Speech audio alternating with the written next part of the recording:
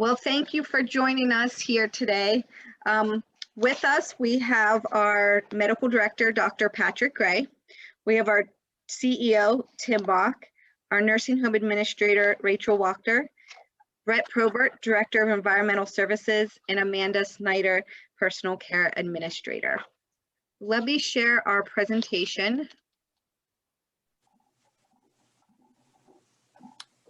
And we hope you find this beneficial and answers questions regarding the COVID-19 vaccine.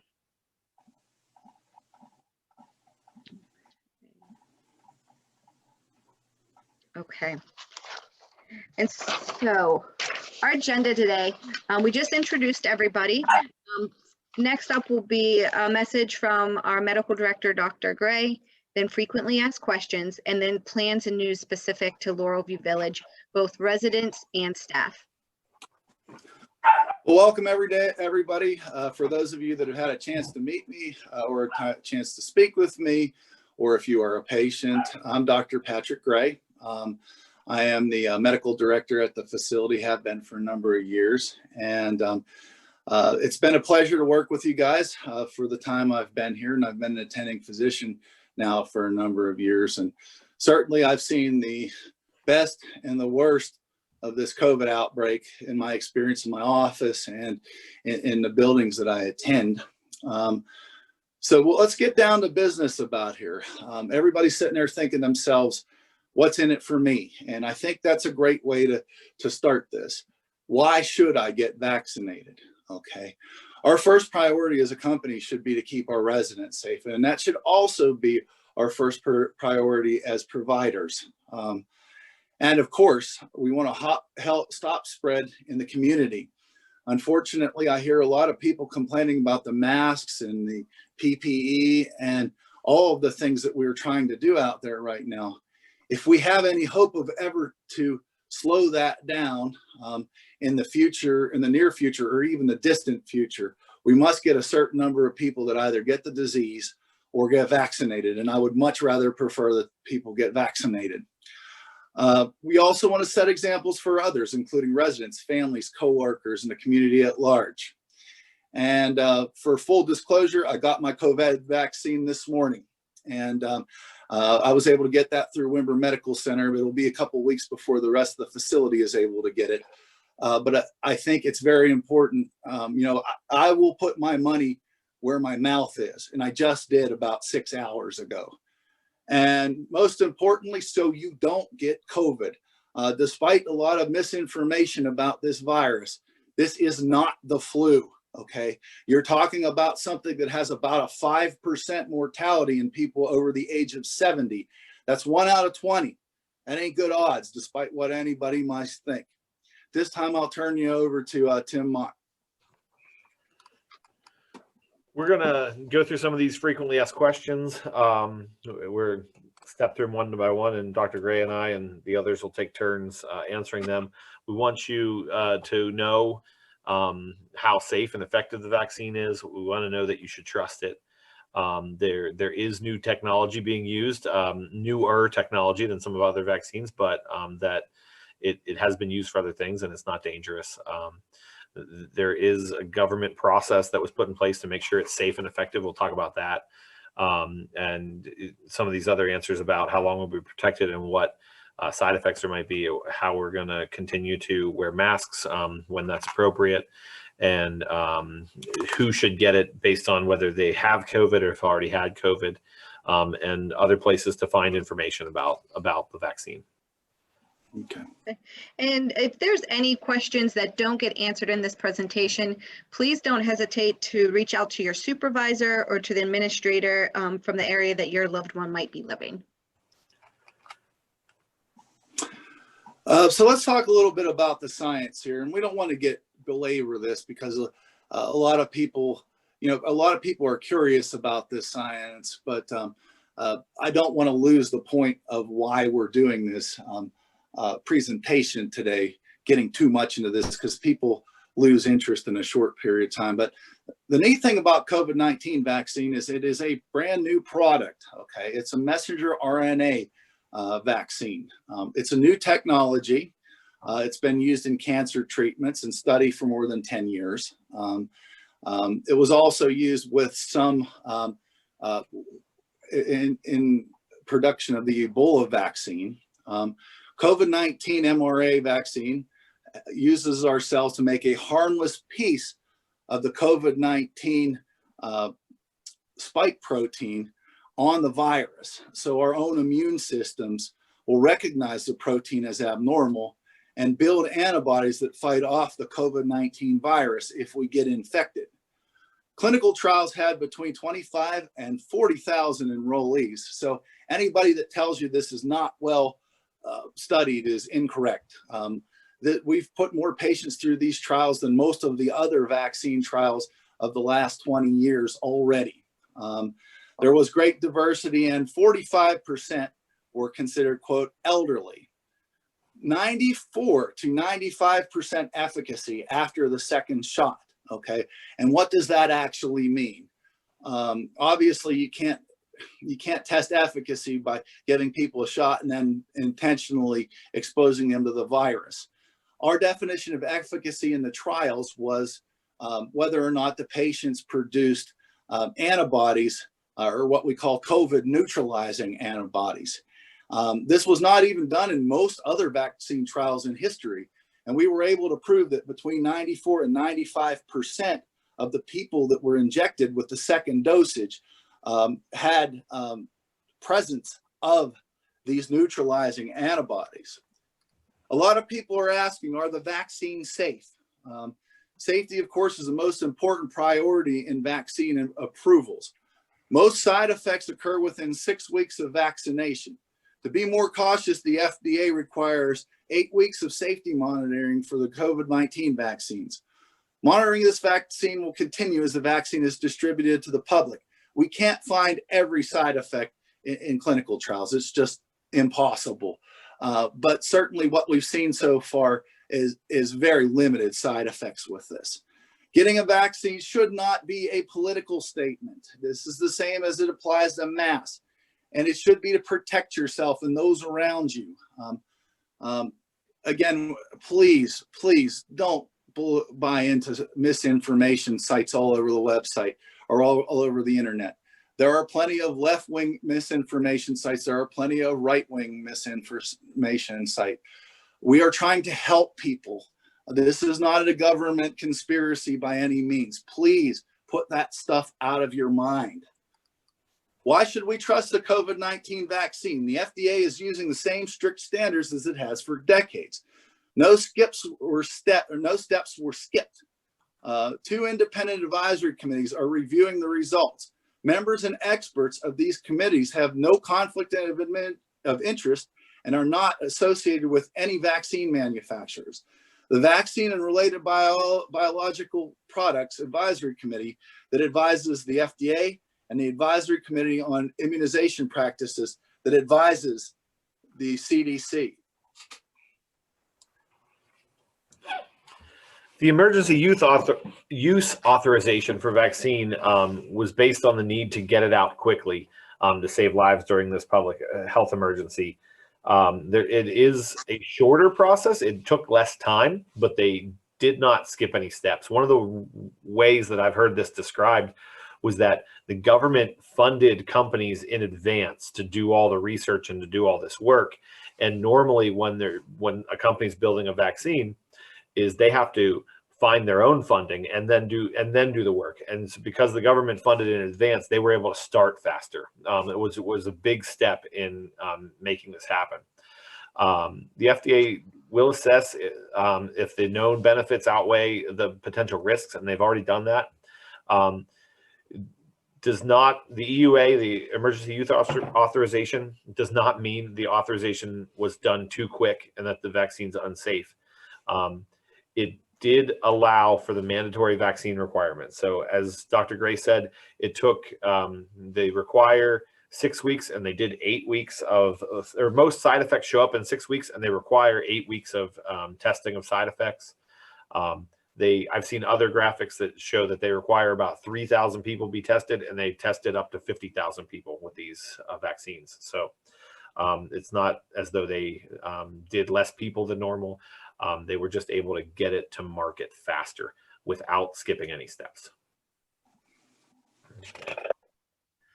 When and how long will we be protected? So we have the first doses that are coming to us are coming the beginning of January, and the second dose for those same people are coming at the end of January, 3 weeks later. So the doses will be administered 3 weeks apart, and 1 to 2 weeks after the second dose is when they expect that you'll have your full immunity, or the full immune response that your body's going to create. And that's at the time frame where they're testing and showing that 94-95% of people have built a proper immune response to be able to fight off the vaccine, or to fight off the virus. We don't know how long it'll be protective because this has come to market quick. We don't know if these your antibodies will last for months or years. So it might turn into something like the flu shot that they suggest we get on a yearly basis, but there just hasn't been enough time to understand the answer to that question yet. There are some things that will interfere with the vaccine, ibuprofen being one of them. And especially if you're just trying to treat symptoms that may develop afterwards. Their symptoms, I think is that on the next one? Mm-hmm. Yeah, Dr. Gray, can you talk about the symptoms that the vaccine may cause? No, that's an interesting point about the ibuprofen. That's actually one that I wasn't aware of until just now. The symptoms you can expect from the vaccine, signs and symptoms such as fever, fatigue, headache, chills, myalgia, and arthralgia can occur following COVID-19 vaccination.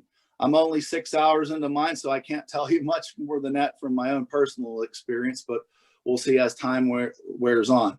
Preliminary data trials indicate that most systemic post-vaccination signs and symptoms are mild to moderate in severity, occur within the first 3 days of vaccination, the day of vaccination, and following 2 days, with most occurring the day after vaccination. They will resolve within 1 to 2 days of onset and are more frequent and severe follow the second dose and among younger persons compared to those who are older. Cough, shortness of breath, rhinorrhea, sore throat, or loss of taste and smell are not consistent with post-vaccination symptoms, and instead may be symptoms of COVID or another infection. Dr. Gray, there's a few words on there that I don't understand.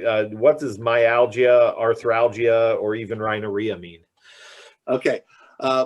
Myalgia are muscle aches, arthralgias are joint aches, and rhinorrhea is runny nose. Okay, thank you.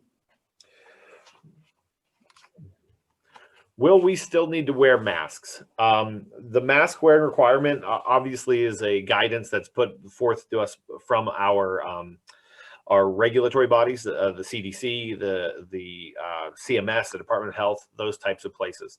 We believe we will still be wearing masks as long as people in our community, whether it be on our campus or in the greater community, have, if there's still active COVID infections in our area, we believe our guidance will still be telling us to wear masks, whether you as an individual have been vaccinated or not.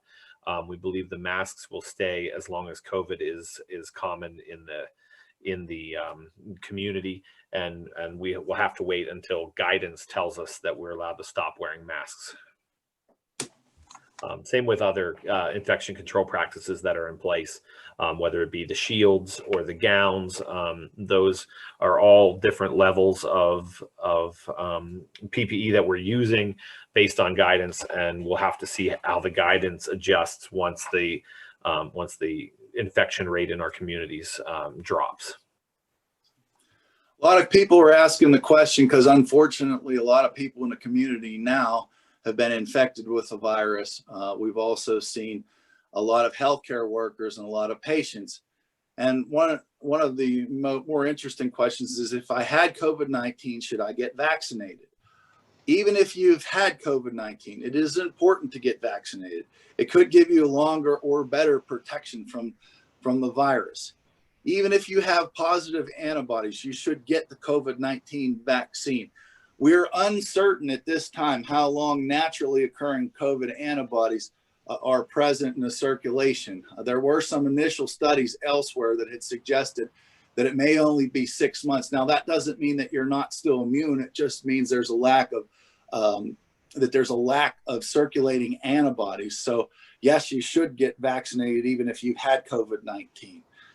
And another good question is, if I'm active with COVID-19, do I still get the vaccine? No, you should hold off until your symptoms have cleared for at least 4 to 6 weeks.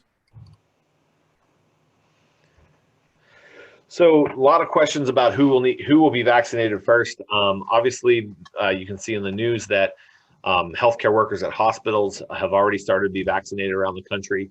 And then they have the State Department of Health has set up a priority list of who gets vaccinated. Long-term care facilities, including staff and residents, are the next step after that. And they call that phase 1A. We're getting our vaccine through CVS pharmacies.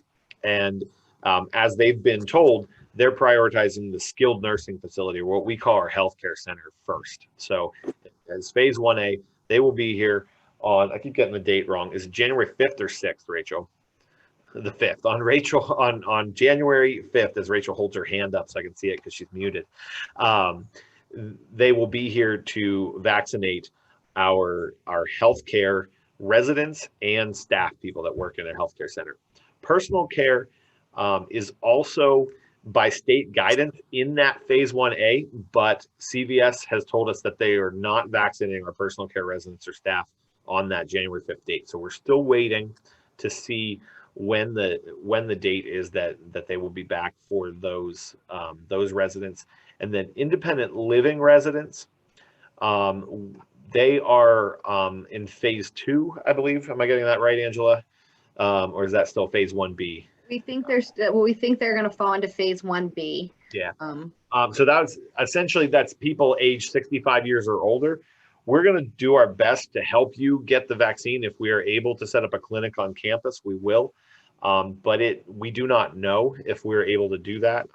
As right now, we don't even know when we're able to give it to our personal care residents. But as phase 1B it moves on, it does say that people 65 years and older and residents living in congregate care settings. So even if you're not 65, we believe people that live in our independent living meet that definition of congregate care settings, or it just says congregate settings. It doesn't use the word care, excuse me. We believe that all of the people living under independent living fall within those categories of phase 1B, and therefore would be able to get vaccinated, but we still are unsure whether it will be through a clinic that we can have here on campus, or if you'll need to seek it through your primary care physician. And we'll do our best to keep up with that information and let all the people that are interested from independent living know when that might happen. Okay, now Rachel will walk us through specific details to Laurel View Village.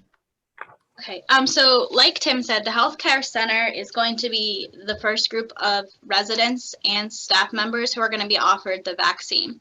And we will be using CVS Pharmacy. They will be coming on site on the 5th, the first day for the vaccine, and administering those vaccinations to our residents and to our employees.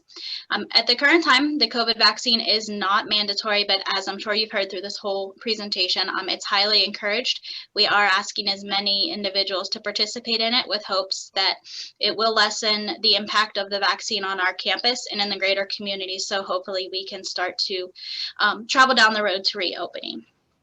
So on Tuesday, January 5th, that is going to be the first day that you're going to receive your vaccination. If you miss that date, it doesn't mean that you get to come on the 26th and get your first vaccine. You have to be here on Tuesday, January 5th for your first vaccination, and then you have to come again on Tuesday, January 26th for your second vaccination. It's not effective if you don't get both doses, and unfortunately at this time we don't have a second clinic date, so if you don't get in on January 5th, you're probably not going to get the vaccine at all, or maybe it'll be further down the road. Yeah, reading information, sorry to interrupt you there, from the Department of Health, there's phase 1A, phase 1B, then phase 2, and people who deserved to get it in phase 1A or phase 1B but didn't, they're prioritized lower in phase 2. So if you don't find it on time with the clinic that's coming here, you may have to wait a significant amount of time to get it. Don't miss your opportunity, folks. We've got a rare opportunity here to be ahead of the curve and to prevent this thing. That's about, if you take nothing home from this presentation, I would hope you would take that home. And like myself, you know, when I get the flu vaccine, I take Tylenol or ibuprofen before because that's what has been recommended to me. So I'm going to ask, when you do come on Tuesday, January 5th, please do not take any of those. Do not take your Tylenols, your ibuprofen, your Advil. It is not recommended that you take any of these prior to getting the vaccine. Dr. Gray, do you have anything more to say about that, or is it kind of cut and dry? That's pretty cut and dry. No, that actually was something I was not aware of. Okay. So with that being said, just like anything, we are required to sign consents. So the employees are going to be required to complete the same consent forms that our residents who are able to, or our residents' families or responsible persons will be asked to complete. Members of the healthcare team will be reaching out to the families for those residents who aren't cognitively intact and unable, based on their cognitive scores, to make these decisions. So you don't need to reach out to us. We're going to be reaching out to you quite quickly to find out if it is your desire to have your loved one vaccinated. And if it is a yes, then we'll go through the consents with you, which we'll go through here in a little bit. And like I said, residents who can make their own decisions will be deciding for themselves. However, we will let the family members know what the resident's choice is. And based off of what we're hearing, we're having residents ask us every day when they can get it. So we think that we're going to have a great turnout of residents who desire to have that vaccine. Okay, Angela, can you advance the slide for me, please? Okay, so what I'm going to do is I'm going to actually request to share my screen here, and I will be showing you the actual intake forms that we are required to complete. Okay, so this is the COVID-19 vaccination intake consent form. We do have them on site. They just arrived today, and they're carbon copies. They do need 3 copies of this, hence the carbon copy. But if you are a family member who might be a power of attorney for someone who can't make their own decisions, we will be looking into some alternatives to get these consent packets to you. It is very time sensitive. We need these back by the end of the year, December 31st, just so we have everything in order prior to the individuals getting their vaccine. We're going to work as closely together with the families as we can, just because some of this information might be more easily able for us to get here at the facility versus you having it at your homes. But for employees, you're going to need to fill all this information out as well. It's a 2-page copy, and it's going to ask you some very basic questions at the bottom. Like mentioned earlier, if you are active with the COVID-19 virus, it is not recommended that you get the vaccine at that time, and they are going to be taking our temperatures when we receive the vaccine. Now on the second page, there are some questions that they're going to ask. Because you answer maybe, I'm going to use like I personally have asthma. So there's a question about on number 6, do you have asthma? Just because I check yes, it doesn't mean that they're going to tell me I can't get the vaccine. But it is very important and imperative that you are honest on these questionnaires.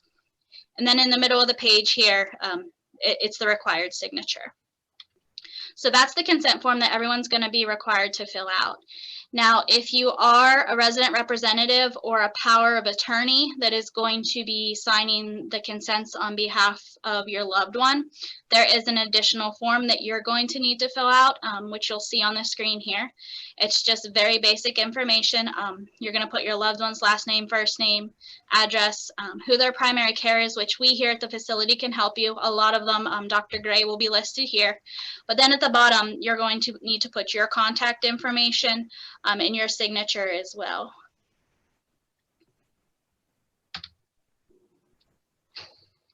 Okay, Angela, I'm gonna stop sharing so that you can pick it back up there. The residents are going to be receiving their vaccinations in their room. We are not going to be taking them out of the healthcare setting. It's very important for the infection control processes that we already have in place that we do not move individuals through the building. And our staff members, we will have our intake site set up in the chapel that day, and then we will be doing the family dining room. We will be going in the one entrance, you'll receive your vaccination, and then you'll go out the back entrance. So when you come in that day, please report directly to the chapel after you have come through the screen at the front door. All right. So the vaccine for personal care, independent living, residents, and staff. I already touched on some of this. Obviously, they're going to be here first for the healthcare residents and the staff. Obviously, all the residents will get it. All the residents who want it will get it. We know we're getting enough vaccine to do all of the residents and a significant number of our staff. We believe there'll be enough for all the staff that work in healthcare and the administrative staff. Everyone that's on this call, I believe, plans to get the vaccine. We want to be examples, but we don't want to take away doses from the direct caregivers, the nurses that need it. So as we make a list of who's going to get it, obviously our nurses, our CNAs, our LPNs, RNs, those even the healthcare life enrichment team, the healthcare dining team, those people are going to be prioritized first. Administration will get it as well. I believe there'll be enough doses, but definitely prioritize the people that are doing the hands-on care. That's where our staffing needs are the greatest, and those are the people that we need to protect the most. So we will be working to prioritize all the people that get us the consents to make sure that everyone who needs the vaccine is put in a priority listing. There are places to look for more information. I would encourage you to look towards government entities. The Department of Health of Pennsylvania is that first link there. Second link, CDC, is the Centers for Disease Control. That's a federal grouping. And the third one is Omnicare, which is the CVS, which is where our vaccinations are coming from. Those are just three examples of where you could look. Definitely would discourage you from reading what your aunt or Facebook friend posted. That when I've seen all kinds of different things, and maybe step back. Dr. Gray talked about that RNA, mRNA process, and that seems to be the fact that it's new seems to be one of the concerning things. Just make sure you're reading science literature about that. I have read and talked to a few doctors about this. Dr. Gray, am I right in saying that mRNA process is a process that our bodies do every day, and it's a process that the vaccine hijacks when it does, not the vaccine, that the disease hijacks when it gets into our bodies? That's exactly correct, Tim. Whether you get COVID-19 or whether you get the vaccine, that mRNA process, the virus will perform that same mRNA process on you if you're naturally infected with it, that it would as if you got the vaccine. So it's not like the vaccine is any more dangerous than the actual virus. In fact, substantially less, because it doesn't have any of the other characteristics of the virus, and it is not a live virus. And you cannot get COVID-19 from this. It causes your body to synthesize one of the surface protein spikes, and then your immune system attacks it. It has nothing to do, you cannot get COVID-19 from this. Thank you. I didn't mean to go back to information we already covered, but I wanted to make sure, when we're talking about sources of information, that's where I've seen the most misinformation is how the new vaccine mRNA process works and how it can disrupt your DNA, which is flatly untrue. Even the virus wouldn't disrupt your DNA. So make sure you're looking at information that comes from reputable sources as you're doing your research. These are three of them that are on the screen for you. Well, I hope everybody found this information helpful today. We are going to post it on our website under the news tab. It will be on our Facebook page. It'll be posted on ADP for employees. We'll get it out in a written format, and we'll also post it on the community channel for residents that receive that on campus. Thank you, everybody, for helping with this today, and more information to come. Thank you all. Thank you. Okay. Let me stop recording.